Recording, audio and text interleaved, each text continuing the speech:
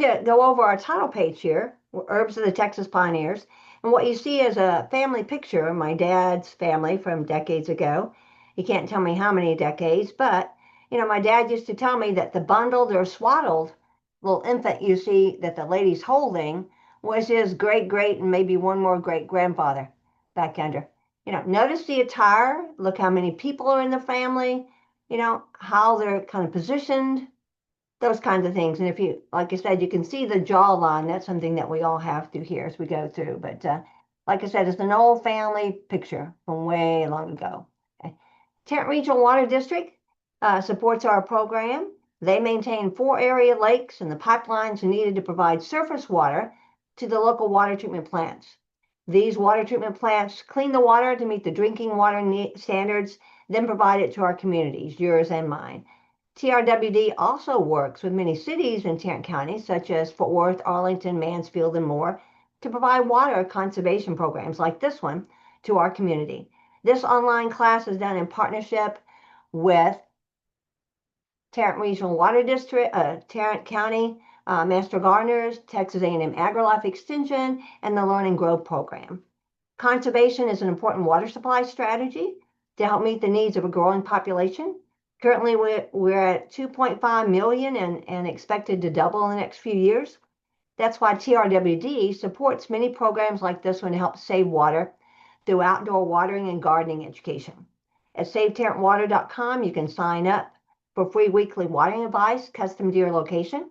Even though I live in Johnson County, they send me a free weekly watering advice also to let me know about the rainwater we've had, what to expect in the upcoming days. If you're a resident of Tarrant County, you can sign up for a free sprinkler system check where a licensed irrigator professional comes to your home, provides a comprehensive evaluation of your system with recommendations to reduce water waste. They can identify busted heads and all kinds of issues you might have with your irrigation system. There's also an event calendar where you can find information about future classes and workshops, both in person and online. And TRWD also partners with organizations like ours, the AgriLife Extension Service, Tarrant County Master Gardeners, to provide a number of educational programs just like this one. Okay. And since we're going to be talking about the historical use of herbs, I have to put a disclaimer out here. The information provided in this workshop is for educational purposes only, and it is not intended to diagnose, treat, cure, or prevent any disease. Always consult with a qualified healthcare provider before beginning any herbal regimen, especially if you're pregnant, nursing, taking any medications, or have a medical condition. The content is not a substitute for professional medical advice, diagnosis, or treatment. The presenter disclaims any liability for adverse effects resulting from the use or application of the information herein. Use herbs responsibly and with informed consent. And might I say, especially if you're taking herbs from a wild area, make sure you identify correctly what indeed you are harvesting. Okay. So as we continue on with traveling, the picture in this photograph is a friend of mine. His family arrived in the 1800s from other parts of the country, and they came to this area in the wagons, as you see pictured here. Okay. He doesn't know the exact age of the picture, but look at the children, how comfortable they appear to be, playing in the wagon. Then think about how would you have carried seeds or seedlings or full-grown plants with you as you travel across the country through drought, rains, rivers, and so much more adverse events going on. So did your ancestors travel to Texas by wagon or horseback or walking or by ship or a combination of the above? Were they here before the settlers? Those kinds of things. Were they Native American, French, Spanish, Mexican? And settlers being from anywhere around the world, Africa, Asia, Europe, China, you name it, and our settlers came here. Okay. And before we begin, I want to show you a little book that I took a poem out of. It's similar to this one. And the author wrote various poems about different herbs and plants that she came across within her gardens. And the reason I wanted to mention this one is a lot of us have seen bergamots. So let's hear what she has to say about it. I know quite well she's not an herb. They've told me hour on hour she's a nasty little orange and a very, very sour. But when I long for fragrance of a very charming kind, I always think of bergamot.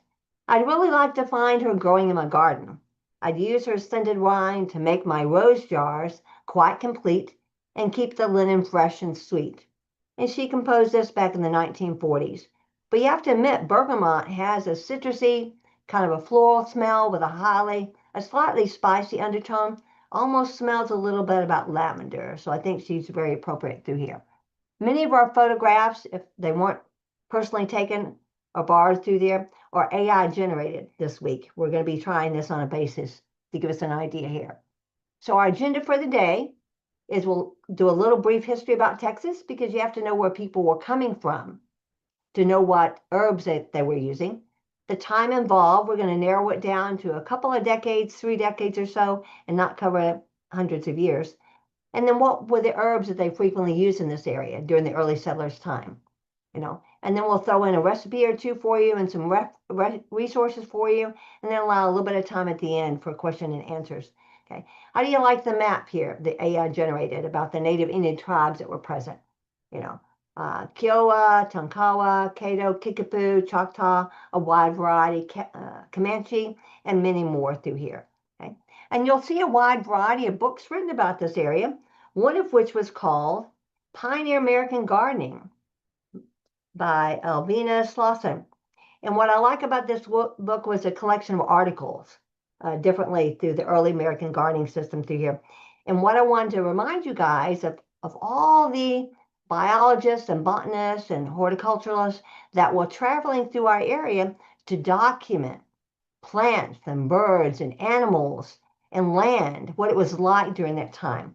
Let me see if you recognize some of the names that were documented in this one article about plant explorers of the Southwest frontier. Okay. Audubon, remember the Audubon Society? Mr. Audubon traveled through here, and he documented a lot of birds and plants that were in our Texas frontier. Charles Wright, originally from Connecticut, traveled through here, documented a lot of plants, and you'll see them with the WRIGHTII as part of their name. Lindheimer, a lot of us have heard that name before. Ferdinand Jacob Lindheimer did a lot of documentation of the plants and different species around the New Braunfels area. They're actually named in his honor. Just to mention a few of the gentlemen who traveled through our area documenting what was here when we were first established. So let's get going a little bit here. History of Texas. How did the pioneers arrive? As we mentioned earlier, some of them walked, some of them traveled by horseback, by wagon, by ship, because Texas originally was the bottom of the sea about 250 years ago. And then the water receded.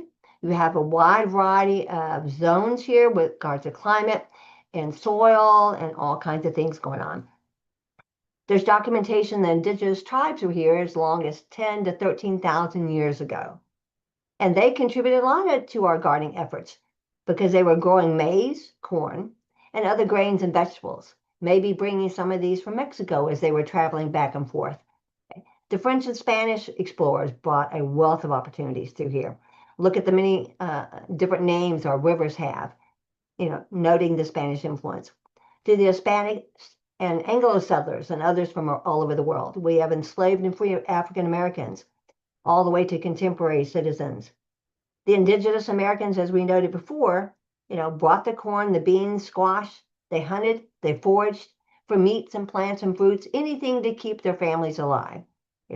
They dried, they smoked, they stewed, they steamed, all these methods and more. European immigrants like German settlers, Irish, Eastern Europe, brought different techniques. They brought baking and sausage and cheese making, fermenting and pickling, and their own selection of herbs and seeds as they travel across the country. African Americans brought flavorful, sustaining dishes from their home countries. Chinese immigrants, for example, brought things like ginger and garlic, rice-based dishes to Americas. So you can see where different countries donated a lot of their customs to our pioneers back there. And one of the things we mentioned earlier was the Spanish influence. Brazos River, Rio de Flores, a river of flowers. And a lot of these Spanish and English botanists that traveled throughout Texas wrote volumes on our plants and our herbs and our animals and our soil, those kind of things. The time period we're going to cover in our presentation a little bit here is the 1840s and 50s, the founding of Fort Worth, 1860s and 70s, where the cattle drives and the cowboy confrontations were notorious. You'll recognize some of the names we talk about. 1870s, when the railroad comes to Panther City. That was a big endeavor back then to get the railroad across the U.S. So way back in the 1840s and 50s, we have a fertile area around the Trinity River where we're at that had long been a hunting ground for a few tribes, among several, Tawakoni, the Wichita, the Kickapoo, and the Comanche nations. And come to find out, my brother-in-law, who passed away a few years ago, his family was part of the Kickapoo tribe. And he would tell me all kinds of stories about his family customs and, all those things like that. When Jonathan Byrd established the settlement in 1840, they had a peace agreement within a few years with all the different tribes in the area after the Comanche Wars and the Republic of Texas, and they negotiated what was called the Byrd's Fort Treaty. Everything on a certain line demarcated through here was Native Americans were on the west side and the settlers were on the east side of that negotiated line. And this is where the term "where the West begins" started here in our area. Okay, this is my post. Notes that the U.S. Army established their first fort through here and a protected frontier with forts along every 100 miles from the Rio Grande to the Red River. An empty spot along the Trinity River where we might know the bluff where Heritage Park sits today became Fort Worth in honor of the deceased Major General William Jenkins Worth. Quite a name, huh? A veteran of the Texas-Mexico War. And the settlers were off to the races then. The settlement grew to about 350 when the fort was vacated because the U.S. Army had another frontier further along the way towards the Pacific that they were responsible for. So in 1963, they left to move west. Settlers built the town, and in 1873, Fort Worth was incorporated by the state. And what you're going to find is as different pioneers came through here, many of the pioneers brought with them food items that were preserved, so to speak, that would travel well in their wagon or on their ship or on their horse or the walking. Things like salted pork, bacon, flour, cornmeal, coffee, sugar, salted cod, dried beans, nuts, and dried fruits. You can see through there, right? And again, the indigenous families, as we've noted before a couple of times, they travel with dried corn and hominy. They cooked them in a porridge or baked into cakes, and they supplemented it with anything at all along the way that they could manage to supplement these along with their families and their travels. Okay. So next came the cattle drives and the cowboy confrontations. You can see the map through here, the Great Western Trail, that's actually from an article from the Texas State Historical Association that's noted in the resources. 1860s and 1870s, hitch 'em up for the Chisholm Trail. 1867 to 1884. Longhorn cattle came up from the Rio Grande Valley through Fort Worth to Kansas along what became the Chisholm Trail across Texas to Kansas. That's a long way, to drive cattle. A rough town, Fort Worth became known as, among several names here, the cattle drive and the arrival of many of the Texas Pacific and Railroad workers. In 1876, they brought a lot of new folks and supplement supplies and a lot of trouble. Hell's Half Acre, Bloody Third War, and more fighting areas.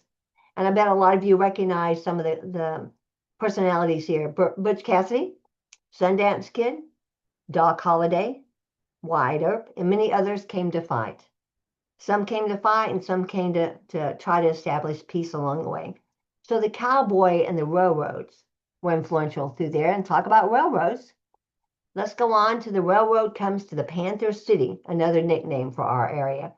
And I like this picture that AI generated for us. 1870s, the Texas and Pacific Railway, the TMP, went east to west across the state from Longview to Eagle Ford, just west of Dallas. And it took a lot of effort because you have to realize what all were they facing. Not only were the indigenous Americans fighting against it, a lot of the settlers were fighting against it. Then you had the bandits, remember Sundance Kid and all those guys? They were trying to profit off of it. But eventually, July 19th of 1876, the first train rolled into town to hustle in a new era for Fort Worth. And again, think of the influence of all the immigrants that were working on the railroads back then. What cultures they brought into our area, along with other, foods and things like that. and it's still chugging along. The Burlington Northern Southern San Francisco Railroad, BNSAFF Railway, is still chugging through Fort Worth today. The view from Hewlin Street overpass still shows the railroads in action. Hundreds and hundreds of them come through.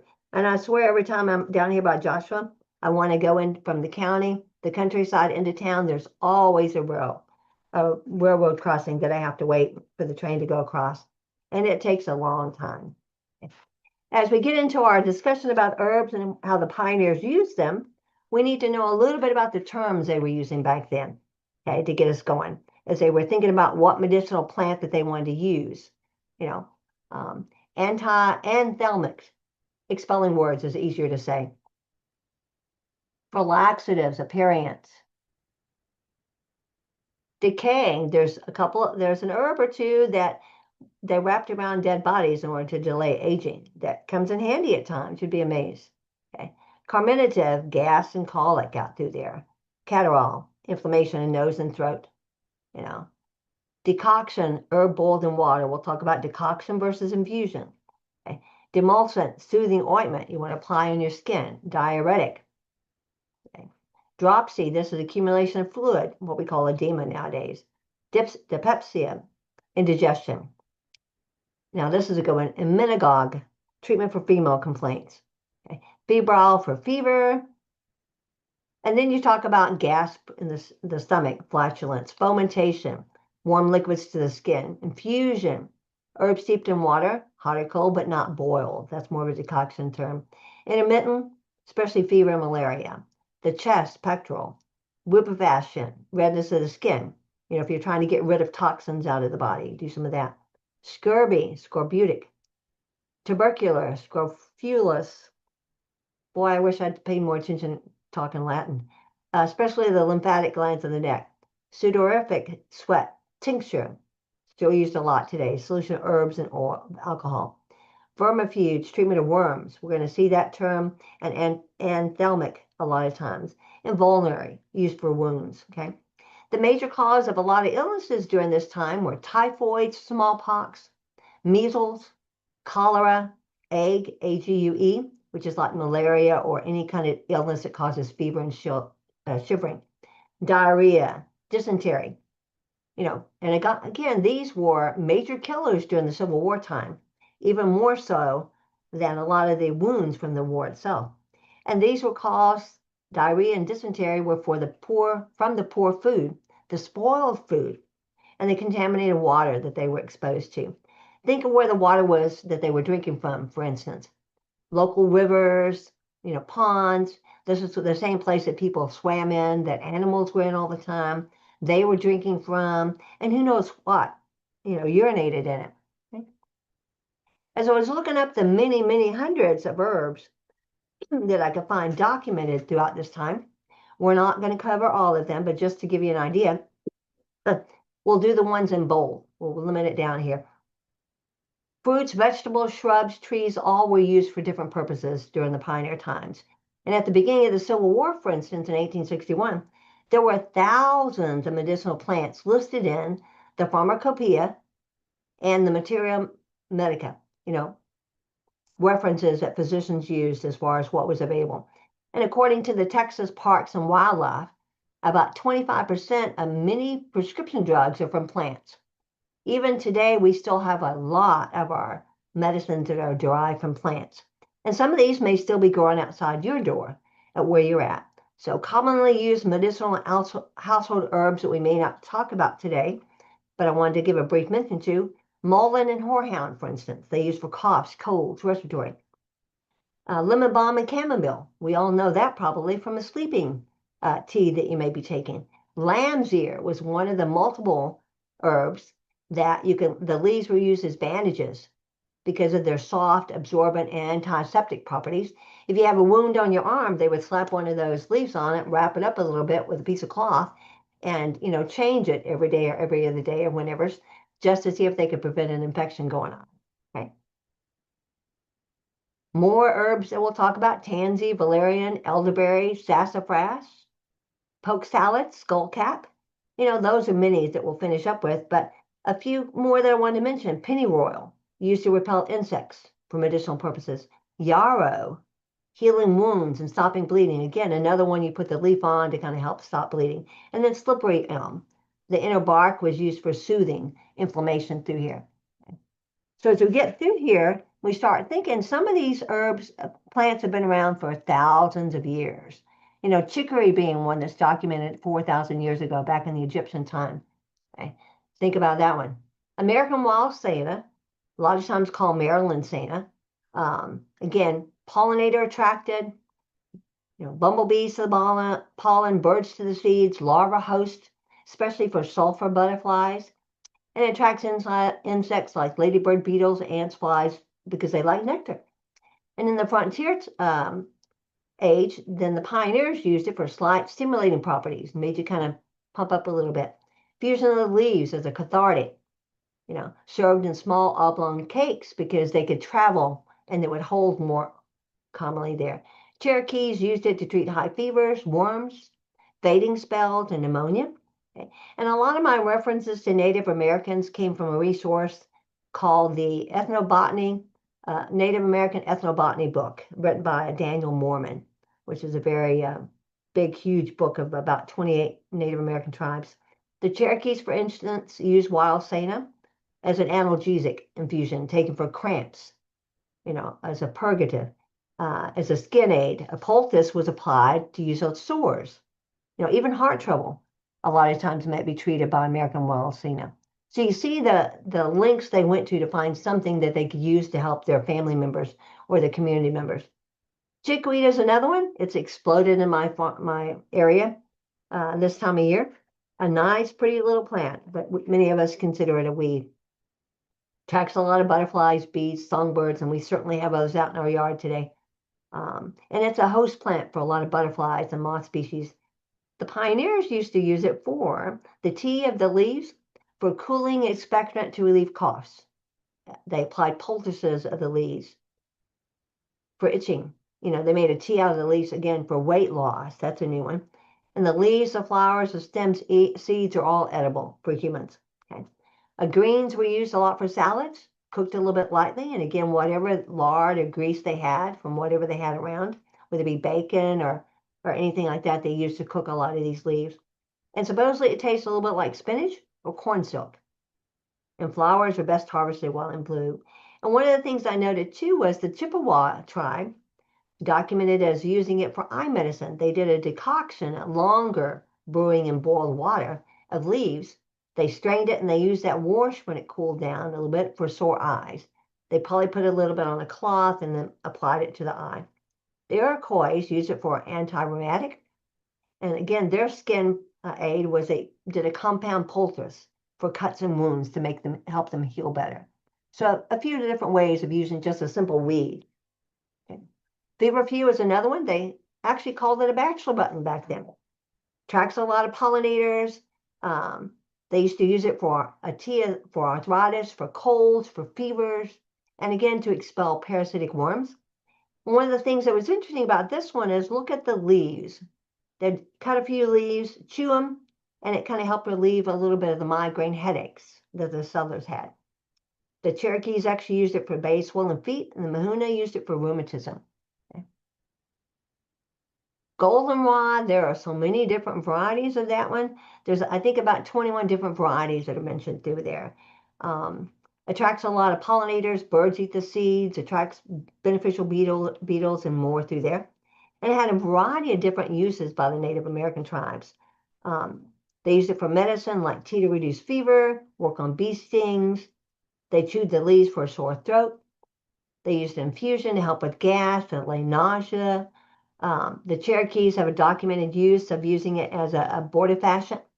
In other words, female obstructions to kind of relieve it. They also used it for cold remedies, cough medicine, diaphoretic, all kinds of different ways. And you gotta have to think that the pioneers, how did they learn from the Native Americans? It was a community effort when a person got sick a lot of times because there may not have been a physician around, for hundreds of miles. So they did folk remedies. They consulted with the cuaderneros, or the cuaderneros if it was a man, the healers in different areas. Okay, and then you had women in the family that usually knew what their family's history was of using this plant for that purpose. And that's how people learned how to use herbs back then. Because there wasn't exactly a newsletter and there wasn't a lot of books available for the common day pioneer out there. Mexican tea or espazote.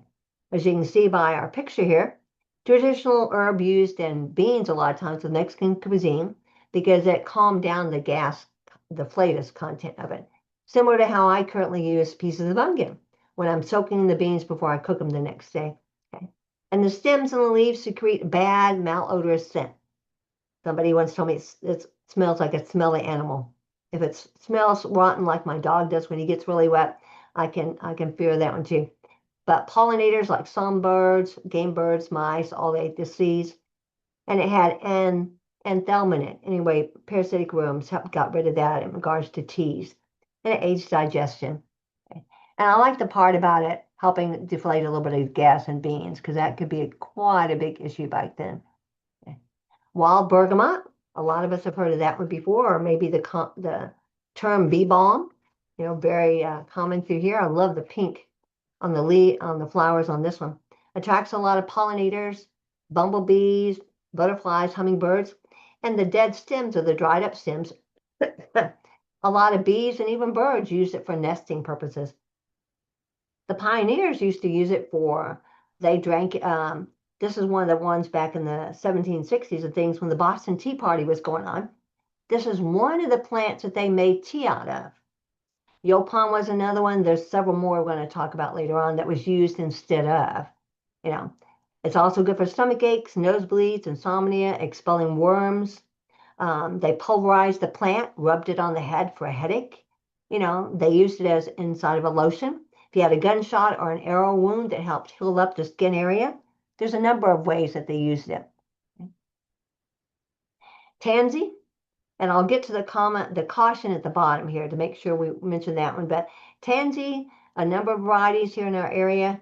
The leaves were used to repel flies, ants, and fleas around meats. You needed a preservative of some kind to kind of get rid of those critters when you have fresh meat out there. Okay. The frontier used to here's our to prevent rapid decay in dead bodies. They also used it in different types of teas and lotions and things for ulcers, constipation, intestinal worms, rheumatism, jaundice, GI problems. So basically, it did pain relief and detox support, really. Anti-inflammatory and digestive aid worked really good on those. Valerian happens to be one of the herbal teas I use in my nighttime tea. It helps me relax quite a bit. Okay, helps with my insomnia wired that I got through here. It's a good pollinator attractor, deer resistant, which helps out a little bit. But they used to use it for depression, nervous headaches, and they called it tranquilizing herb. It does kind of make some people sleep really too well, I guess. I had a person coming up in the audience the last time I presented something like this and said that his wife would drink the first part of the tea and he would have some of the leftover. He said he used to have some really unusual nightmares, he called them, versus dreams when he drank valerian tea. So it's very individual how you respond to some things like that. Yeah. And this one has a history of being around since the 4th century BC, since the time of Hippocrates. They used it not only for medicinal values, but they used it for culinary. You know, I've never tasted valerian in regards to ice cream or condiments or baked goods. I normally have drank it in my herbal teas, and it does taste pretty good through there. It's one of my favorites. Elderberry, I have a couple of elderberry trees in my yard that are babies yet. They're about a foot and a half tall, so they're real babies. But Sambucus canadensis is very common through here, as well as Sambucus nigra, which is one that you see a lot in the gummies for autoimmune or to boost the immune health. But canadensis is called American elder through here, another common name. It's good in regards to wildlife. It attracts pollinators, mammals, songbirds. I see a lot of those around, even the baby plants. Nesting site for birds. The bigger trees are like that, for cover for quail and pheasants. And the stems were used for bees for nesting. Okay. In the frontier, make sure you're using cooked berries. Okay, not the ones you pick up off the ground and eat because they will upset your stomach quite a bit. But cooked berries are very tasty. They put them in jams, jellies, desserts. The twigs and fruit are used for dyes, for basketry. Okay. This was unusual. Stems are used to make flutes and whistles for years ago. The Native Americans used to use an infusion of berries for rheumatism, and they made it into a salve for skin eruptions. They had it as a tonic for boils, an infusion of flowers for a diaphoretic to sweat out a fever, and they used a lot of versions of it for headaches, for an emetic, a variety of different ways you can use it, according to history. Sassafras. Now, tell me, a lot of you have had sassafras, before, whether it be like a root beer or sassafras tea, all kinds of different ways that they used to make sassafras. It was actually called mitten tea at one time. Again, an attractor to a lot of pollinators, small mammals, songbirds, those kind of animals. Native Americans used to use the oils and tonics for things like GI issues. They would use it as a tea that they put a cloth in and dip it in to clean a wound. Cough drops, candy flavors, beverages. Okay, we have a candy store here in Cleveland, and it has a variety of different root beers, and one of which they used to carry with sassafras, kind of it. And the root bark tea is a blood purifier. And again, they use it for gout, blood pressures, those kind of things. You can actually chew the roots to remove odor if you ate something that was bad smelling, like ramps, onions, those kind of things. Poke salad. Everybody remembers the song, right? Poke weeds out Annie. But again, wildlife value, good attractor for birds, small mammals, not so much the bears, but you get the drift. The fruits were eaten by a number of large animals through there. The stems were used for nesting. Okay. During the Civil War, the berries were steeped in alcohol and were used for skin diseases, scabies, eczema, laxative, emetics. Some consider all parts of the pokeweed to be very poisonous. I think there are people that are allergic to pokeweed berries and those kind of things, just like you may find people that are allergic to chamomile. So it depends on you. So be very cautious the first time you try things. And always make sure you read directions if you get a new herb, a dried herb, to make sure how you're doing it.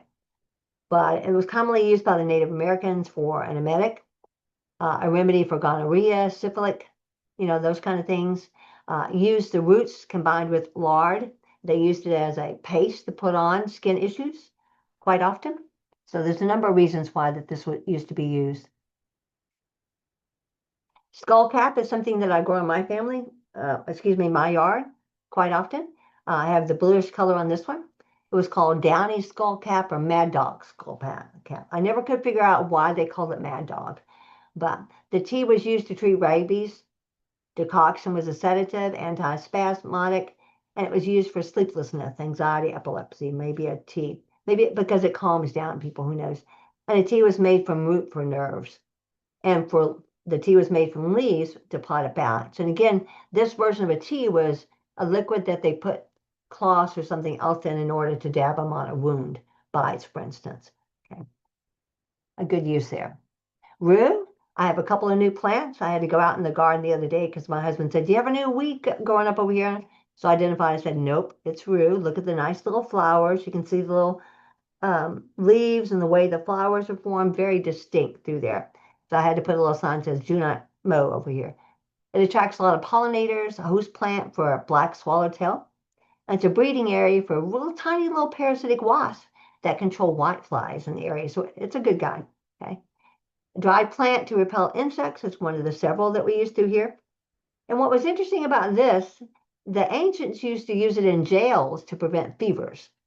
They strew the herbs and tussies along the area. And I have no idea how it did that, but that was one of the things I was reading in the ancients do there. It also works on getting rid of parasitic worms. They put a decoction of the leaves into a syrup, and that helped get rid of the worms through there. They used it for a poultice that you put on the skin for gangrenous parts, kind of help improve blood circulation in that area. And I have to admit, I'm a little concerned when they say they put it in whiskey to act as a sedative and to calm people down.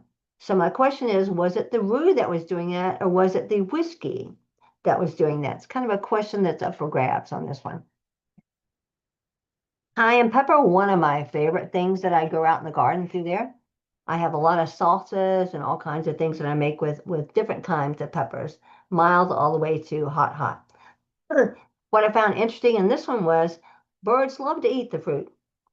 Now, they appear to not be bothered by the heat levels like we are. And it's actually a host plant for potato tuber moth. I have to say I've not seen that kind of moth on my pepper plants, but I'll keep looking this year. Okay. So depending on the heat, it was used for seasoning. They also used it as a topical rubefacient in order to raise blisters to kind of cleanse the skin area. Okay. Used with other meds to speed up absorption, you know. And again, we hear all kinds of pills and things out there now in the modern pharmacy where capsaicin is these peppers are used to help relieve pain, headaches, migraines, joint pain, multiple benefits through there. Okay. But for the most part, we see a lot of people using it as a condiment, peppers in soups and stews and spices for seasonings through there.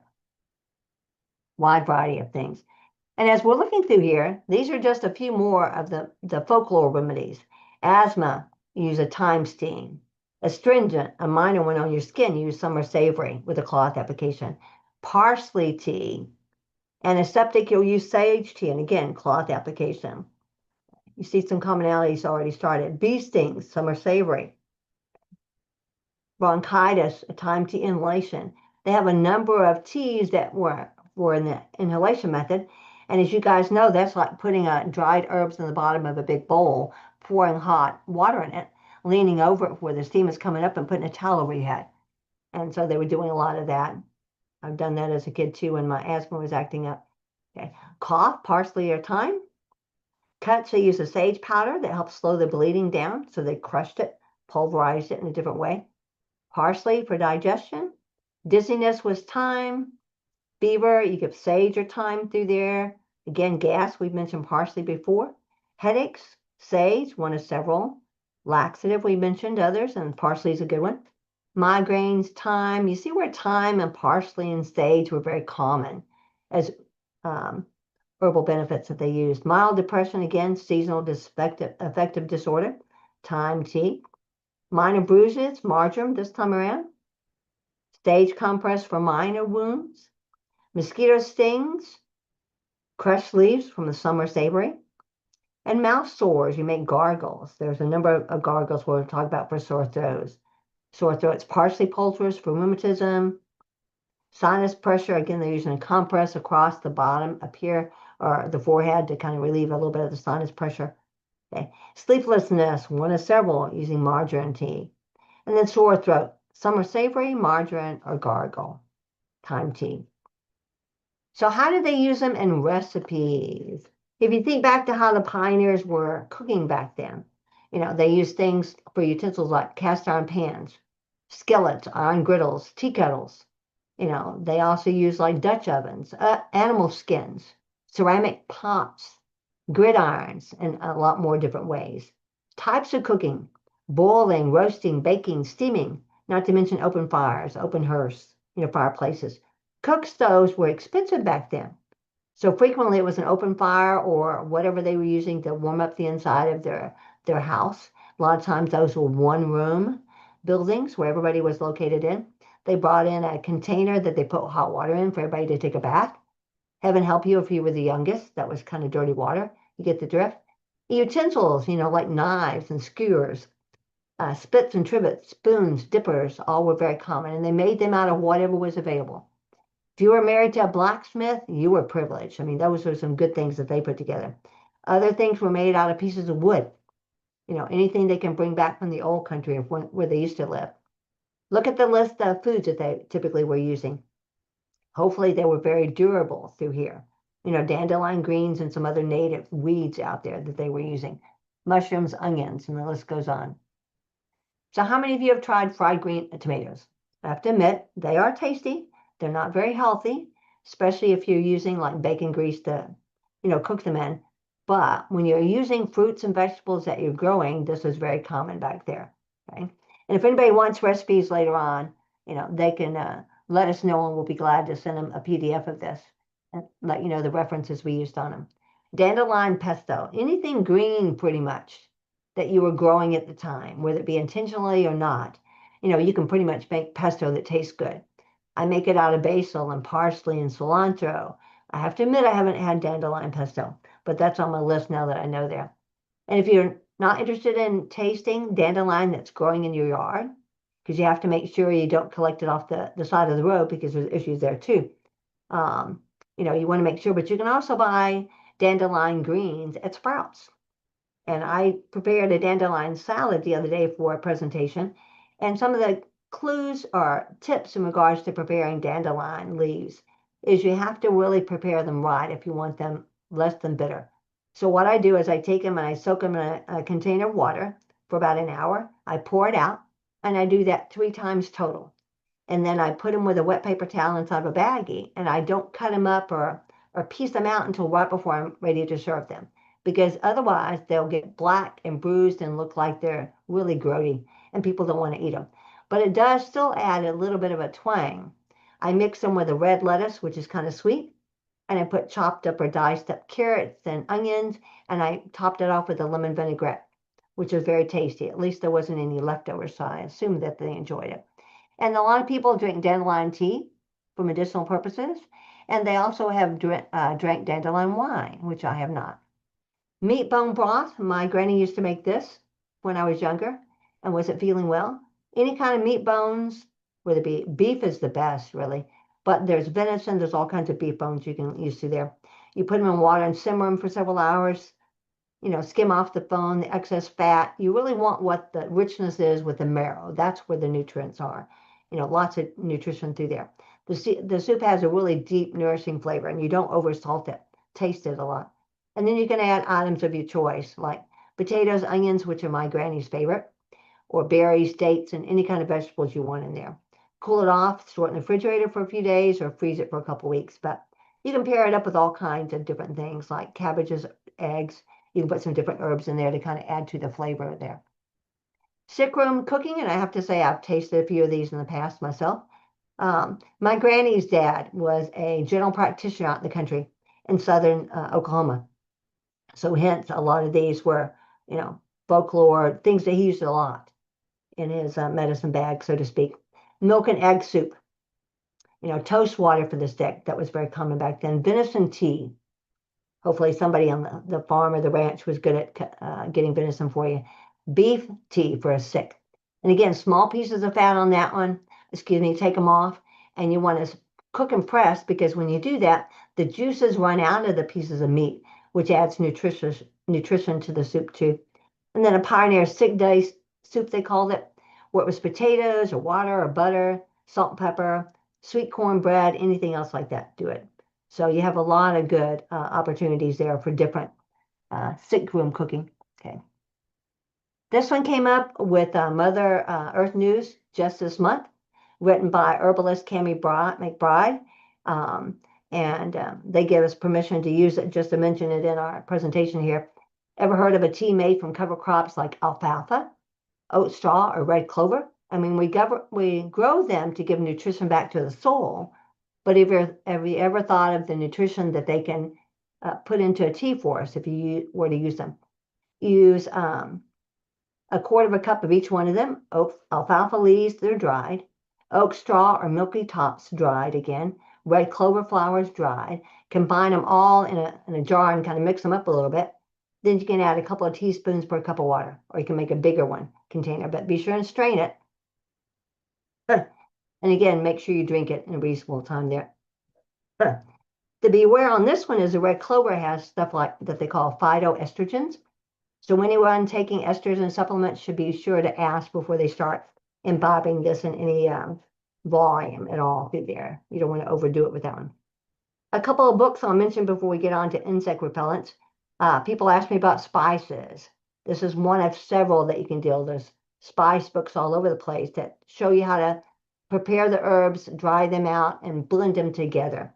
And what I typically do is I'll take a spice blend I like Dash, and then I'll use herbs that I grow and that I dry to make something very similar to it. And I use that instead of paying for it. Okay. But a spice is any pleasing flavor, aromatic properties you want at that time to enhance your food and your beverages. I have a mortar and pestle that I use at times. As I get older and the arthritis kicks in, I am more prone to use a spice grinder. I have one that's for herbs and I have one that's for peppers. and never the two shall meet because you don't want a really spicy herb blend. Won't go there. And be sure and store them correctly and not in the sun, or they won't last for you very long. Another unique little book I came across was all about dandelions. And some of the common names for dandelion, wet a bed. It's a natural diuretic for some people. And I didn't make these up, seriously. Pissenlit, devil's milk pail, and probably about 50 more common words for it. But there's over 250 related species to dandelion. And I listed a few of them here. And according to the references here, Native Americans used to use it for anything varying from a liver tonic to using it for an upset tummy to putting in a poultice for broken bones, bruises, swelling, fractures. But I thought having a whole book about dandelion was kind of unique. Okay. So let's carry on. They also pioneers used herbs for insect repellents because you're out in the country and a lot of places do not have screens, and there wasn't off that you can spray on you. So, things like tansy and sweetgrass, pennyroyal, all these herbs are listed here, can use to repel insects. And again, lavender is pretty good. And I use, all kinds of things as a now. Companion plants. A lot of this list came from the University of Florida, their extension group down there. They have an herb companion plant that they post every year. But look at the good, the bad, and the ugly. And we'll talk about what the ugly is in a minute. The good were the good companions, like basil and tomatoes. I do that every year. Basil's planted anywhere near my tomatoes. Basil and tomatoes and squash and strawberry is a good combination. Dead nettle and potatoes. Feverfew and roses. These either enhance each other or they're there to repel the insects. That's how they work as good companions. Marigolds, especially pot marigold, and tomatoes are a very good combination. Nasturtium and radishes and cabbages and fruit trees, all kinds of different reasons that they worked well together. Okay. And yarrow, which I found interesting, a plant near anything that has aromatic herbs, and it helps enhance the oil production and the oils, make them better smelling. Herbs that repel pests, again, some different ones for you here. Basil for flies and mosquitoes, catnip for flea beetles and ants. And again, we'll go back to the University of Florida documentation on these. High step works with cabbage moss. Marigolds work really good on Mexican bean beetles and nematodes. Wormwood, plant as a border to repel animals. Instead of putting like sulfur along the fence, maybe the wormwood would help repel different animals through there. Tansy for flying insects. Rue for Japanese beetles. I have to say I haven't seen those around here. I do a lot with tomato worms. That would be an issue, and that's why I put the pot marigold near my tomatoes. Okay. This is a concept that I wanted to mention before we get into the question and answer idea. Have any of you heard of the term modern landrace gardening? Landrace. It's a new one that's similar to adaptation gardening, or what they call recurrent mass selection. There's a book out there. There's always a book by somebody about this, but the article was actually in Mother Earth News this last month, and so my curiosity was piquing an interest in it. And the reason being it is sort of like what the pioneers did, right? When they brought their original herbs, the original plants, the ones that survived, they harvested the seeds and they planted them again in their soil, in their garden, and again, the next year they took the seeds from the last crop and planted them again. So the seeds, those plants actually become what? More tolerant, and it's like survival of the fittest or the hardiest, and hopefully the better tasting them from one year to the other. So really, it was like our Texas pioneers. They brought seeds from other areas of the U.S. or the world. They planted them here, then year after year, saved the seeds, hence the plants were grown and they became very good. And they were dependable from year to year, as we go through here. So as you get into the resources, again, I want to mention, you look at books like Herbal Medicines of the Civil War by John Lone. Read them, look at them, but before you start something that you want to do in your life in regards to using them medicinally, make sure you check with your primary care provider or an expert in there. Look at the research through here. These guys have a lot of good ideas. The book called The Old Pioneer Recipes. I did a few recipes out of that one. One of the books here from Old Fashioned Herb Recipes is actually on sale, was at the Log Cabin Village shop, gift shop. And it talks about a lot of herbs that we use in Tarrant County back there. You can get it there. But History of Texas was a very good one. I enjoyed reading that about all the different pioneers. How many of you recognize the Little House Cookbook? Laura Ingalls, classic stories, but they did all kinds of recipes and the ways that they cooked back then. So again, Indian Wars and Pioneers of Texas. Another one that I bought half price bookstore through there. Excellent references on the different explorers that came through our area, the different men of influence, women of influence. You don't hear a lot about the women in Texas history, but believe me, they were the mastermind, so to speak, of the families. They kept them together a lot of times. Okay. What types of notes? Fort Worth history, where the West begins. Good reference. The Texas State Historical Association has hundreds of articles about different people that were prevalent in our Texas history. You might want to pay attention to that, and it's all free.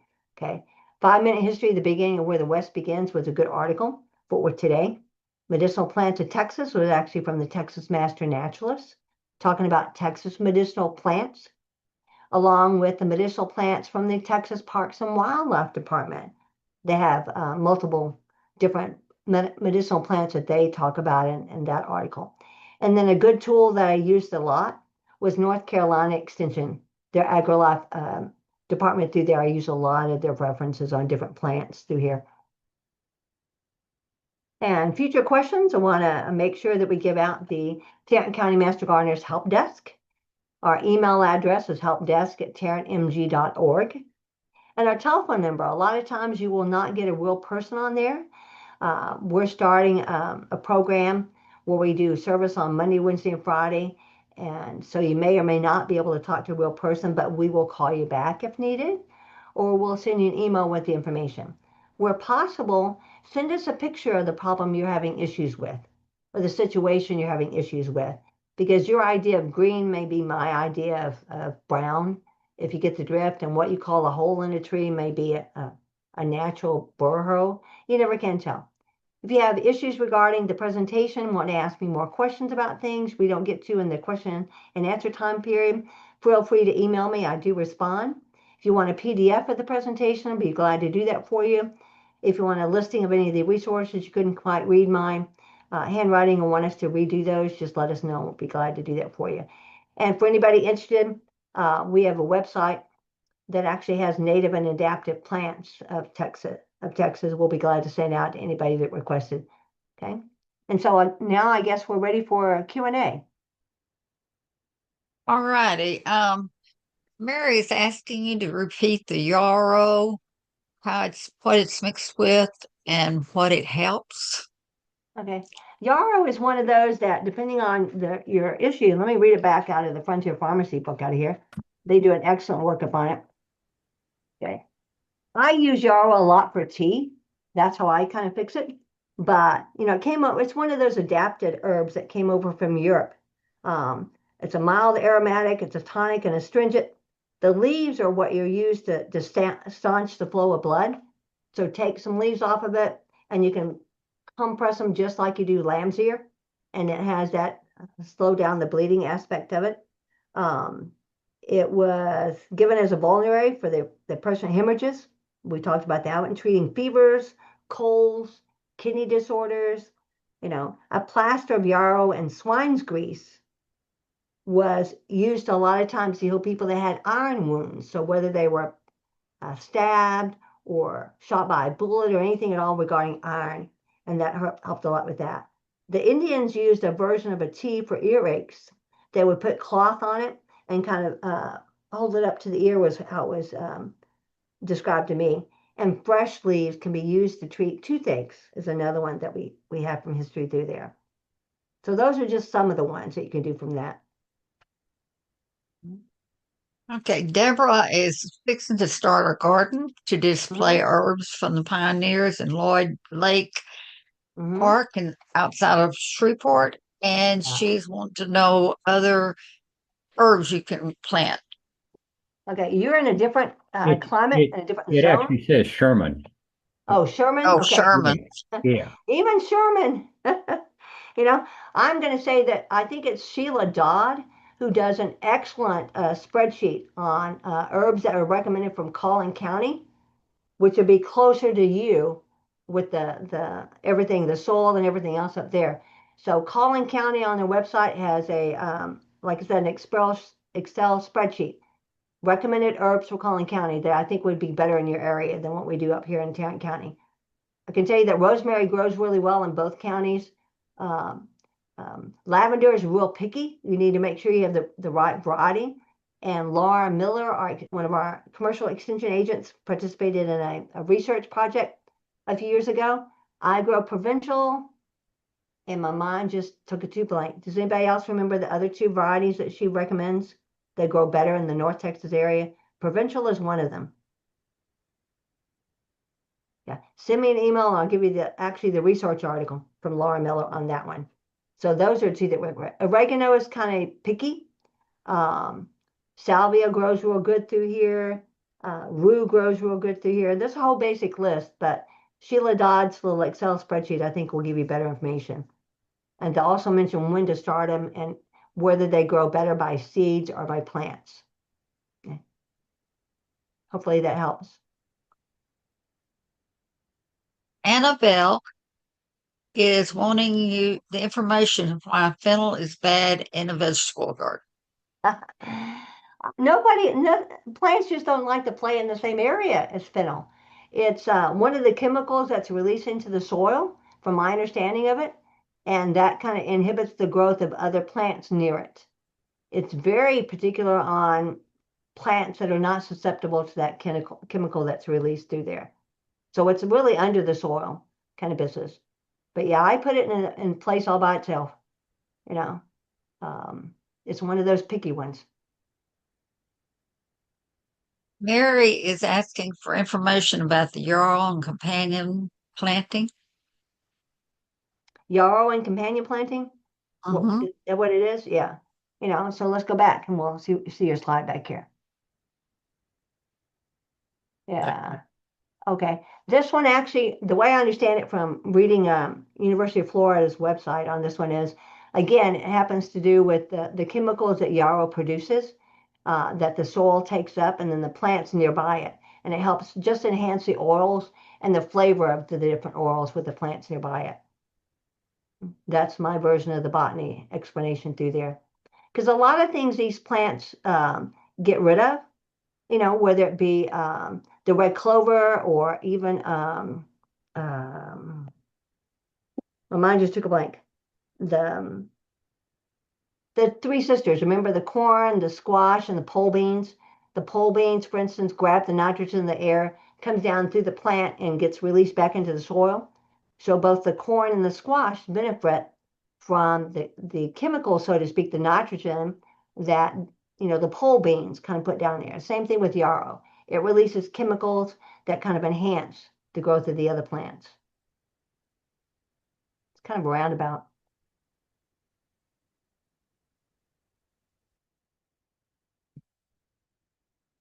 Another question? There's a question from Deborah. She wants to know how to get in touch with Shella. Did you Oh, mention Sheila? her? Yeah. Uh-huh.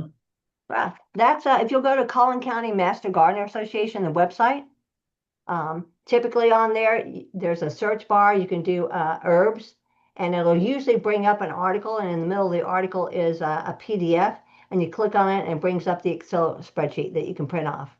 Or you can email me, and I'll send you a copy of PDF of it, whichever is easier for you.